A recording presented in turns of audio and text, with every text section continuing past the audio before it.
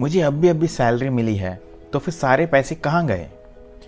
बहुत सारे लोगों की यही प्रॉब्लम है। इवन उन लोगों की भी जो 6 फिगर या 7 फिगर पैसे कमाते हैं, लेकिन फिर भी उन्हें लगता है कि उनके पास पैसे नहीं हैं। क्या आप इस बात पे विश्वास कर सकते हो? उन्हें खुद पता नहीं होता कि हर महीने उनके पैसे जा कहाँ रहे हैं। ऐसे कैसे हो सकता है? इसका सिंपल जवाब ये है कि उनके पास कोई फिक्स्ड पेचेक रूटीन नहीं है। वो हमेशा अपने फाइनेंशियल गोल के पीछे भाग रहे होते हैं और खुद को पहले पैसे देने के बजाय वो बस जो सामने होता है उसी पे खर्चा कर देते हैं। और महीने के एंड में वो अपना बैंक बैलेंस देखते हैं और कहते हैं, शायद मैंने इतना खर्चा कर दिया। मुझे पूरे यकीन है इस वीडियो को देखने वाले बहुत लोग भी ऐसे ही फील करते होंगे। ये अपने पैसे के साथ सिर्फ डिफेंस खेलना है, लेकिन मैं चाहता हूँ कि आप ऑफेंस खेलो। ये कैसे करना है, मैं आपको 3 स्टेप पेचेक रूटीन के साथ बताऊंगा। मैं आपको एग्जैक्टली दिखाने वाला हूं कि कैसे एक ऑटोमेटेड मनी सिस्टम सेट कर सकते हो, जिससे आप सबसे पहले खुद को पेमेंट कर सको, ताकि आपके पास गिल्ट फ्री खर्च करने के लिए पैसे हो और आप एक खुशहाल, कम स्ट्रेस वाली और एक अमीर जिंदगी जी सको। तो चलो सीधे चलते हैं हमारे स्टेप 1 पे।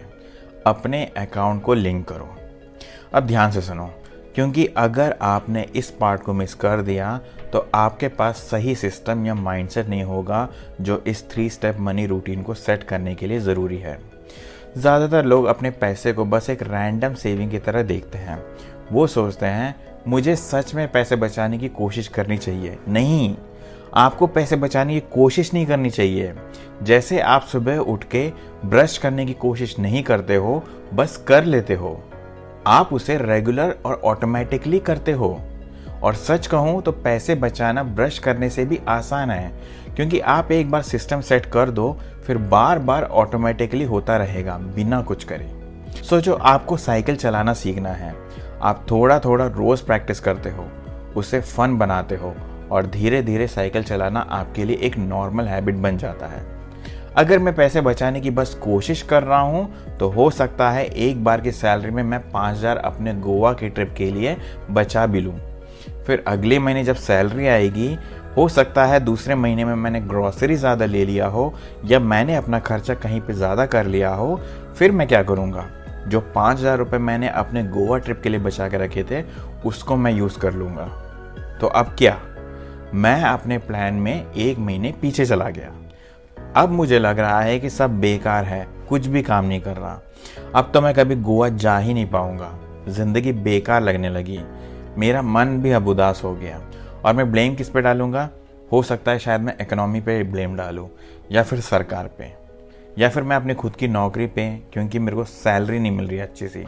फिर मैं सोशल मीडिया में शिकायत करना शुरू कर देता हूँ और ये एक पोस्ट डाल देता हूँ कि कितना बेकार लग रहा है। नहीं, लोग खुद को ब्लेम करते हैं कि वो अपने गोल्स के साथ कंसिस्टेंट नहीं रह पाते, लेकिन इसका कोई फ़ायदा नहीं है, क्योंकि खुद को कोसने से आप कहीं नहीं पहुंचते। लेकिन अगर मैं डिसाइड करता हूं कि मुझे वेकेशन पे जाना है, तो मैं उस वेकेशन को एस्टिमेट कॉस्ट निकालता हूं और उस पर 15% एक्स्ट्रा जोड़ देता हूं किसी अनएक्सपेक्टेड खर्चों के लिए, जैसे कि टैक्स या टैक्सी या कोई और एडिशनल चीज़। फिर मैं उस गोल के लिए एक ऑटोमेटिक सेविंग प्लान सेट करता हूँ। मुझे पता होता है कि मैं एक बार सिस्टम सेट कर दिया और अब 6 महीने में या 8 महीने में या 1-1.5 साल में मेरे पास बिल्कुल परफेक्ट अमाउंट होगा वेकेशन के लिए। और बस मैं वो वेकेशन ले पाता हूँ। आराम से ड्रिंक करता हूँ, समुंदर देखता हूँ, बीच में जाता हूँ और बिना किसी टेंशन के मैं बढ़िया अपना वेकेशन एंजॉय करता हूँ। बस यही सही तरीका है। ये ज़्यादा फन है और सुनने में भी कितना सिंपल लगता है ना? तो ये एग्जैक्ट चीज़ हम अब आपकी सैलरी के साथ करने वाले हैं। ये कैसे करना है? सबसे पहले आपको अपने सभी अकाउंट की एक कंप्लीट लिस्ट निकालनी होगी, उनके URLs, लॉगिन ID, पासवर्ड। अब टाइम आ गया है कि आप अपने सारे अकाउंट को लिंक करो, ताकि जब भी सैलरी आपके अकाउंट में आए तो ऑटोमेटिक एक अकाउंट से दूसरे अकाउंट में ट्रांसफ़र हो सके। वैसे अगर आपके पास डायरेक्ट डिपॉजिट सेटअप नहीं है तो अपने HR से बात करो और उसे अपने चेकिंग अकाउंट के साथ सेट करवा लो। अब जब आप अपने अकाउंट में लॉगिन करोगे तो वहाँ आपको यूजुअली एक ऑप्शन मिलेगा जिसका नाम कुछ ऐसा होगा, लिंक अकाउंट्स, ट्रांसफ़र या सेटअप पेमेंट्स। ये रहा एक शॉर्ट ओवरव्यू कि आप अपने पैसे को कैसे ऑटोमेट कर सकते हो। मुझे सबसे अच्छा लगता है कि इस प्रोसेस का हर स्टेप सिंपल और पर्पसफुल होता है। ओवरव्यू ये है, आपको सैलरी मिलती है, उसका एक हिस्सा आपके रिटायरमेंट अकाउंट में चला जाता है और बाकी का अमाउंट आपके चेकिंग अकाउंट में। फिर वहाँ से ऑटोमेटिकली हर जगह वही अमाउंट जाता है जहाँ उसे जाना चाहिए। आपका सेविंग अकाउंट हर महीने भर रहा है, आपका रिटायरमेंट अकाउंट भी भर रहा है और आपके पास कुछ पैसे बचते भी हैं जिसे आप गिल्ट फ्री यूज़ कर सकते हो या उसको खर्च कर सकते हो सकता है आप एक अच्छा सा कपड़े खरीदो या फिर बाहर जाके बिना प्राइस के टेंशन के आप कोई खाना खाओ। आपके सारे बिल्स ऑटोमेटिक पे हो रहे हैं। अब मैं आपको दिखाता हूँ कि ये सब एक्चुअली कैसे करना है। तो सबसे पहला स्टेप, अगर आपने अब तक ये नहीं किया तो अपनी सैलरी को अपने रिटायरमेंट अकाउंट से कनेक्ट करो ताकि हर महीने उस अकाउंट में पैसे ट्रांसफ़र हो जाएं। दूसरा स्टेप, अपने चेकिंग अकाउंट को कनेक्ट करो उन अकाउंट से जो क्रेडिट कार्ड से पे नहीं हो सकते, जैसे कि रेंट या लोन पेमेंट्स। तीसरा स्टेप, अपने क्रेडिट कार्ड को उन बिल से कनेक्ट करो जो आप पहले चेकिंग अकाउंट से मैन्युअली पे करते थे।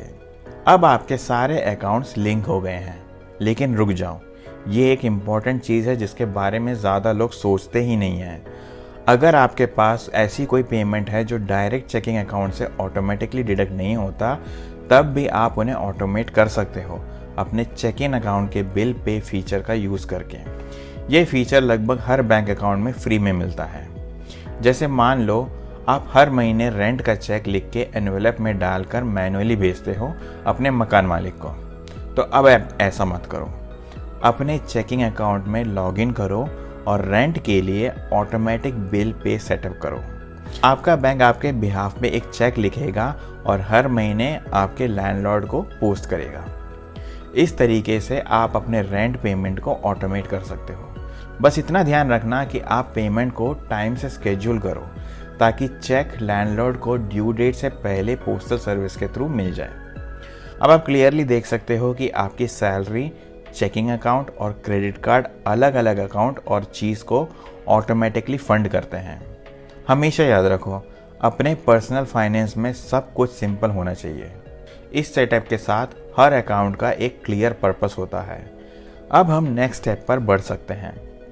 दूसरा step, automatic money flow set करना। ये स्टेप सिंपल है लेकिन इसका इम्पैक्ट थोड़ा कम रहेगा। सबसे इम्पॉर्टेंट चीज़ ये है कि आप पेमेंट्स का डेट सही सेट करो।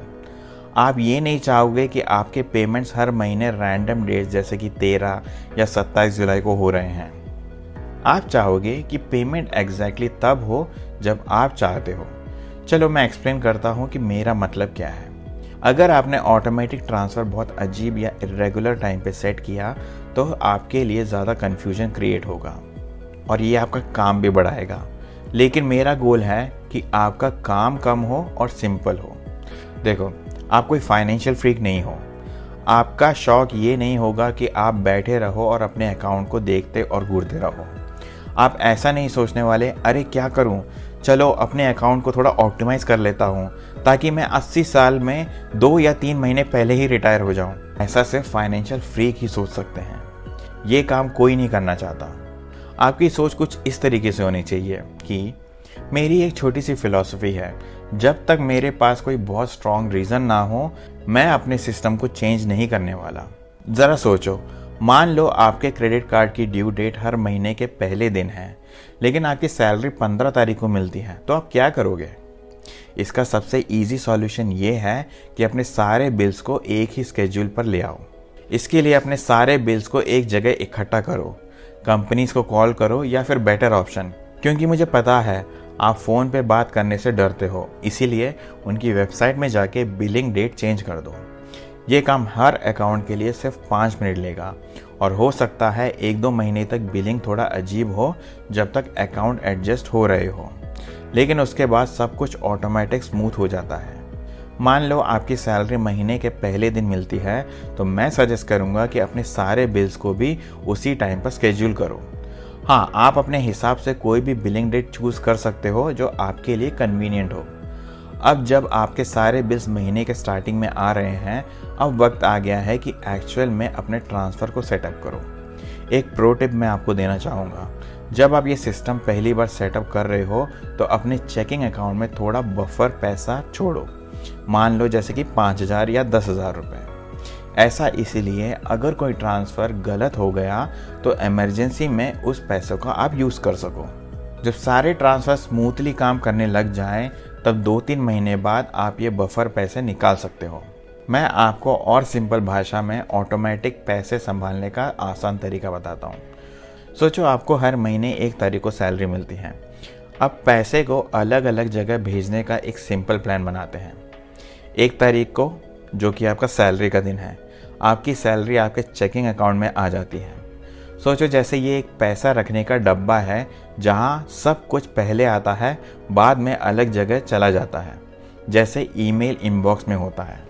2 तारीख को आपके पैसे का एक पार्ट रिटायरमेंट अकाउंट में चला जाता है। ज़्यादातर लोगों के लिए ये पैसे पहले से ही निकल जाता है सैलरी के आने से पहले, तो शायद आपको कुछ करने की ज़रूरत भी नहीं पड़े। 5 तारीख को ऑटोमेटिक ट्रांसफ़र सेट करो अपने चेकिंग अकाउंट से सेविंग अकाउंट में। लेकिन 5 तारीख को इसीलिए क्योंकि अगर सैलरी लेट आए तो आपके पास 4 दिन का बफर हो जिसमें आप प्रॉब्लम को ठीक कर सको। अगर आप ज़्यादा नहीं बचा पा रहे हो तो सिर्फ 1,000 या 500 रुपये से शुरू करो। अमाउंट छोटा है लेकिन आदत बड़ी है। आपके दिमाग को ये प्रूफ मिलता है कि हाँ, मैं रेगुलर पैसे सेव कर सकता हूँ। 7 तारीख को ऑटोमेटिक ट्रांसफ़र सेट करो अपने चेकिंग अकाउंट से इन्वेस्टमेंट अकाउंट में। सिर्फ अकाउंट में पैसे भेजना काफ़ी नहीं है, इन्वेस्ट करना भी ज़रूरी है, वरना पैसे वहाँ सिर्फ पड़े रहेंगे, बढ़ेंगे नहीं। इन्वेस्टमेंट ऑप्शन के लिए आप इंडेक्स फंड, म्यूचुअल फंड जैसे इन्वेस्टमेंट ऑप्शन पे जा सकते हो। 7 तारीख को ही बिल्स और क्रेडिट कार्ड का पेमेंट सेट करो, जैसे कि केबल टीवी हो गया, इलेक्ट्रिसिटी हो गया, कार लोन या स्टूडेंट लोन, ये सारे बिल्स आप सेट कर लो। और अगर ये सब क्रेडिट कार्ड एक्सेप्ट करते हैं तो अपना क्रेडिट कार्ड का यूज़ करो। अब आप पूछोगे क्रेडिट कार्ड से बिल क्यों पे करें? क्योंकि इसके फ़ायदे हैं। पहला, आपको इसके पॉइंट्स मिलते हैं या रिवॉर्ड्स मिलता है। दूसरा, कंज्यूमर प्रोटेक्शन मिलता है। तीसरा, ट्रैक रिकॉर्ड ईजीली मिल जाता है। लेकिन अगर कोई बिल क्रेडिट कार्ड एक्सेप्ट नहीं करता तो चेकिंग अकाउंट से डायरेक्टली ऑटोमेटिक पेमेंट सेट कर दो। एक बात ध्यान रखना कि जब आप क्रेडिट कार्ड पे करो तो उसका फुल पेमेंट करो, मिनिमम पेमेंट मत चुनो। लोग ये गलती करते हैं और फिर कर्ज में डूबे रहते हैं। अगर आप ऐसी गलती करते हो तो हो सकता है आपका क्रेडिट कार्ड का लोन 60 साल तक चले। अब जब आपने सिस्टम सेट कर लिया है तो अब उसको और भी ईजी बनाने का टाइम है, जिसे आप फ्यूचर में आसानी से एडजस्ट कर सकते हो। अगर आपके पास क्रेडिट कार्ड का डेब्ट है और फुल पेमेंट पॉसिबल नहीं है तो चिंता मत करो, आप फिर भी ऑटोमेटिक पेमेंट सेट कर सकते हो, लेकिन अमाउंट ध्यान से सेलेक्ट करो।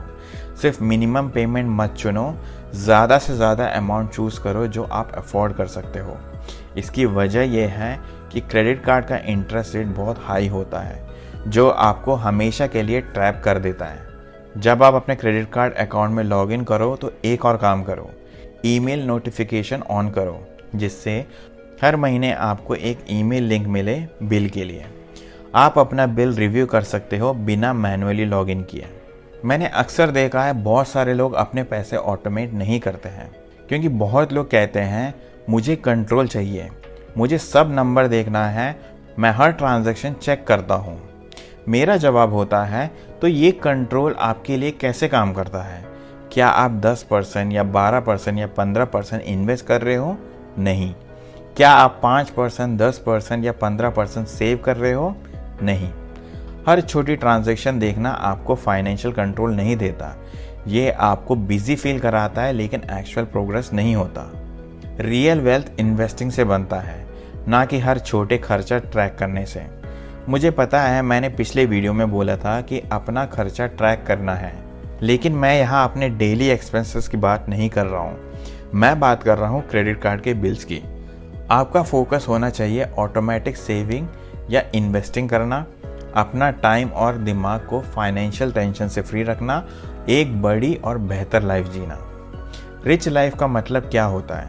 रिच लाइफ का मतलब होता है कि आप अपने सारे पेमेंट्स को ऑटोमेटिक कर दो, ताकि आप अपना ध्यान उन चीज़ों पे लगा सको जो आपको खुशी देती हैं, जैसे गिल्ट फ्री खर्च करना, फैमिली के साथ टाइम बिताना, बाहर घूमने जाना और एक 100 या 200 रुपए की कॉफ़ी पर परेशान ना होना। हाँ, कंट्रोल ज़रूरी होता है लाइफ के कुछ एरिया में, लेकिन जब बात पैसे की आती है तो सबसे स्मार्ट चीज़ होती है ऑटोमेशन। अपने दिमाग को फ्री करो और सिस्टम को काम करने दो। अब ये सुनकर बहुत लोग ये कहेंगे, हाँ ये तो बढ़िया है अगर आपका एक रेगुलर इनकम हो। अगर आपका रेगुलर इनकम नहीं है तो कोई प्रॉब्लम नहीं, आप फिर भी इस सिस्टम को यूज़ कर सकते हो। बस थोड़ा एडजस्ट करना पड़ेगा अपने पेमेंट स्केड्यूल के हिसाब से। और यहीं पे शुरू होता है हमारा तीसरा step, adjusting for irregular income. मान लो आपको महीने में 2 बार सैलरी मिलती है, जैसे एक 15 तारीख को और एक 1 तारीख को। तो इस ऑटोमेटिक मनी फ्लो को अपने स्केड्यूल के अकॉर्डिंग कैसे फिट करोगे?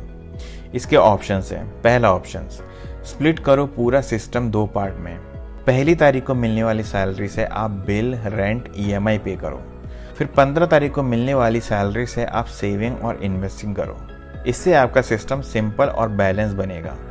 दूसरा ऑप्शन, एक बफर क्रिएट करो। बफर मतलब एक एक्स्ट्रा सेविंग। ये ऑप्शन आपको हेल्प करेगा महीने में 1 बार सैलरी मिलने का फील देने के लिए, चाहे आप 2 या 3 बार कमा रहे हो। सबसे पहले ये फिगर आउट करो कि आपको हर महीने सर्वाइव करने के लिए मिनिमम कितने पैसे चाहिए, जिसमें रेंट, वाटर, इलेक्ट्रिसिटी या बेसिक ग्रोसरी, लोन, EMI, ये सारी ज़रूरत की चीज़ों की ज़रूरत हो, लग्जरी नहीं। इसे कहते हैं बेयर बोन्स एक्सपेंसेस। मान लो आपको 30,000 रुपये की ज़रूरत पड़ती है महीने के एक्सपेंसेस के लिए। अब ये 30,000 को 3 से मल्टीप्लाई करो, जो कि बनता है 90,000। तो आपका जो बफर का जो अमाउंट होना चाहिए वो होना चाहिए 90,000। मतलब आपका जितना खर्चा हो उसका 3 गुना। इस बफर को यूज़ करके अपने बिल्स और खर्चा टाइम पे करो। फिर जब अगली सैलरी आए तो बफर में वापस रिफिल कर दो। अगर आपका इनकम हर महीने फिक्स नहीं होता, कभी ज़्यादा होता या कभी कम, तो ये बफर सिस्टम आपको स्टेबल बनने में हेल्प करेगा। अब आपका सवाल होगा कि इस बफर फंड्स को कैसे फिल करें या मेंटेन करें। बफर बनाने के लिए पैसे के 2 सोर्स होने चाहिए। पहला, इन्वेस्टिंग को थोड़ा टेम्पररीली रोको। जो पैसा आप इन्वेस्टिंग के लिए यूज़ करते हो वो पहले अपने सेविंग अकाउंट में डाल दो, बफर बिल्ड करने के लिए। दूसरा, अच्छे मंथ्स में जो भी एक्स्ट्रा कमाओ वो भी बफर में डालो। मान लो आपका बेयर मिनिमम एक्सपेंस 30,000 रुपये है महीने का, और किसी महीने आपको 50,000 रुपये सैलरी आई, तो एक्स्ट्रा जो 20,000 रुपये हैं उसको बफर में डालो। ये बफर कैसे काम करता है? जिस महीने आपको कम पैसे आएंगे उस महीने बफर आपका बैकअप रहेगा, और जिस महीने आपको एक अच्छा सैलरी मिलेगा उस महीने में आपको बफर में पैसे डालना है। इसमें गोल ये है कि बफर को हमेशा अप्रॉक्सीमेट 3 महीने के एक्सपेंसेस के आसपास रखो। अगर आपने ये 3 स्टेप फॉलो किए हैं तो आपका मनी मैनेजमेंट अब ऑटो पायलट पे चल रहा है। दूसरा, बिल ऑटोमेटिक पे हो रहा है। तीसरा, आप हर महीने सेविंग और इन्वेस्टिंग भी कर रहे हो बिना स्ट्रेस के। इस वीक में थोड़ा टाइम निकालो और ये 3 स्टेप फॉलो करके देखो। अपना मनी सिस्टम सेटअप करो और हर पेचेक का यूज स्मार्टली स्प्लिट करो। इससे आप अपना ध्यान रिच लाइफ जीने में लगा सकते हो, ना कि हर छोटी छोटी पैसे की टेंशन में। मैं उम्मीद करता हूँ कि आपको ये वीडियो पसंद आया होगा। अगर आपको पसंद आया तो मेरे चैनल को लाइक और सब्सक्राइब ज़रूर करें। धन्यवाद।